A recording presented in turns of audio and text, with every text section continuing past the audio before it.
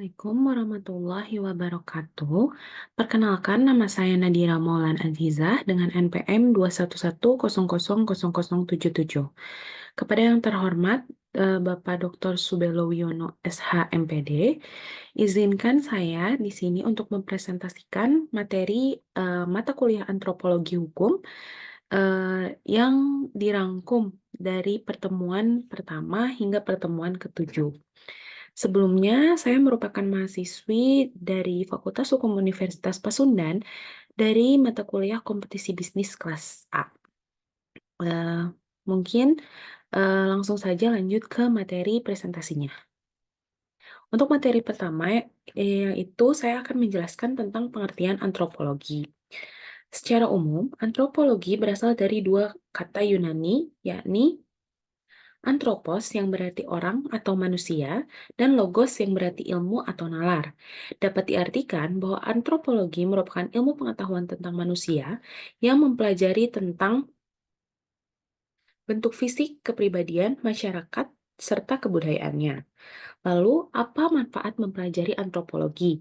Yang pertama, ilmu antropologi membantu seseorang untuk mempelajari pola perilaku manusia dalam kehidupan bermasyarakat, juga bisa lebih memahami perilaku manusia baik secara universal maupun pada suatu suku bangsa.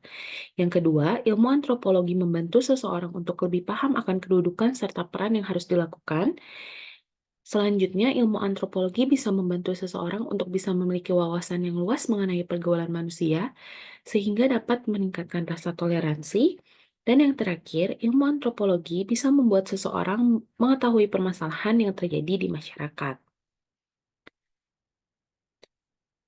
Lalu, di sini saya akan menjelaskan tentang hubungan antropologi dengan beberapa cabang ilmu lain.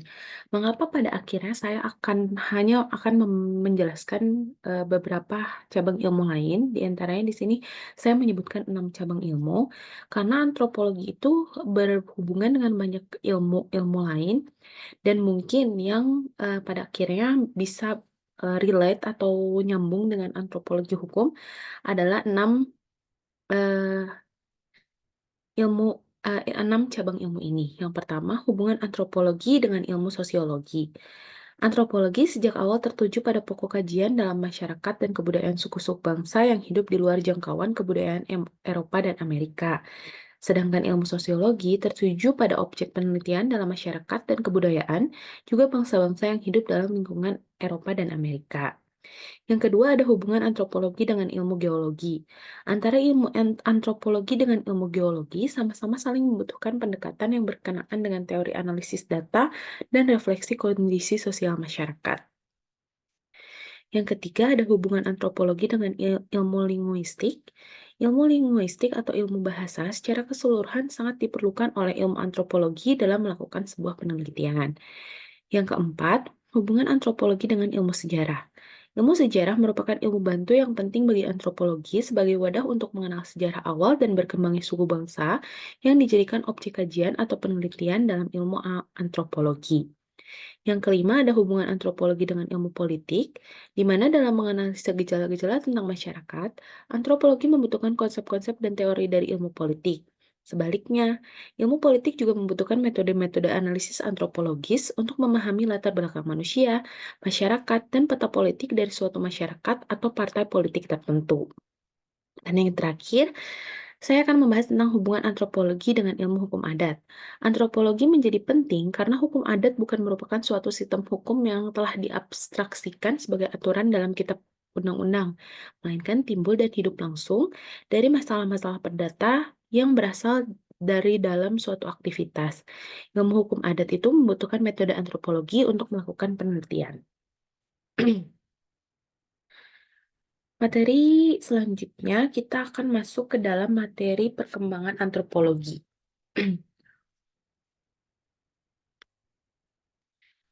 Koncaraningrat dalam buku Antropologi karya Oktah Hadi Nur Cahyono tahun 2021 menjelaskan bahwa sejarah antropologi diawali dari tulisan-tulisan filsuf pesyarah Yunani, sejarah Arab dan Eropa kuno, serta abad pencerahan atau Renaissance. Di dalam perkembangannya, perkembangan ilmu antropologi dibagi ke dalam 5 fase yang meliputi. Fase pertama ada pada sebelum abad ke-18, di mana fase ini merupakan fase penemuan dan pencatatan yang kemudian memunculkan istilah etnografi. Yang kedua ada fase kedua ini berada di pertengahan abad ke-19, di mana merupakan masa penyusunan dan analisis bahan etnografi yang berupa menyusun karangan etnografi berdasarkan cara pikir evolusi masyarakat. Pada fase ini, antropologi mulai menjadi ilmu yang bersifat akademik. Fase ketiga berada di awal abad ke-20, di mana fase ini adalah fase kolonialisme dan imperialisme. Ilmu antropologi digunakan bangsa Eropa untuk mendukung pemerintahan kolonial. Fase keempat berada di sesudah tahun 1930, merupakan fase era pembaharuan dan penemuan ilmu antropologi. Antropologi mengalami perkembangan yang sangat pesat karena beberapa faktor, di antaranya bertambahnya bahan pengetahuan, ketajaman metode ilmiah, hilangnya istilah primitif, dan spirit anti-kolonialisme yang menyuburkan kajian pasca kolonial. Dan fase yang terakhir ada di fase kelima, yaitu setelah tahun 1970, di mana perkembangan pada masa ini sudah memasuki penelitian antropolog Uni Soviet tentang dasar dalam pengambilan kebijakan terkait upaya pembangunan pengertian di antara penduduk bumi. Yang selanjutnya ada materi tentang antropologi fisik dan antropologi budaya. Apa sih yang dimaksud dengan antropologi fisik? Antropologi fisik merupakan cabang ilmu antropologi yang mempelajari manusia dari segi jasmaniah. Antropologi fisik mempelajari segala hal tentang manusia yang dipandang dari ciri-ciri tubuhnya, seperti warna kulit, warna bentuk rambut, indeks tengkorak, bentuk wajah, warna mata, dan lain sebagainya. Lalu apa saja yang menjadi lapangan penelitian antropologi fisik? Yang pertama ada paleoantropologi, adalah bidang ilmu yang mempelajari evolusi manusia dengan objek studi secara umum adalah fosil, terutama fosil manusia. Dan yang kedua ada somatologi, yaitu merupakan bidang ilmu yang mempelajari tentang terjadinya aneka ragam jenis manusia dipandang dari ciri-ciri fisik tubuhnya, fenotip maupun yang tampak fenotip itu maupun yang tidak tampak atau genotip. Selanjutnya ada antropologi budaya. Antropologi budaya adalah cabang antropologi yang berfokus pada penelitian variasi kebudayaan pada manusia. Antropologi budaya merupakan cabang ilmu antropologi yang mempelajari tentang kebudayaan pada umumnya, mempelajari tentang berbagai kebudayaan pada bangsa di muka bumi, mempelajari bagaimana manusia berkebudayaan, serta mengembangkan kebudayaannya sepanjang zaman. Lalu apa saja yang termasuk pada lapangan penelitian antropologi budaya?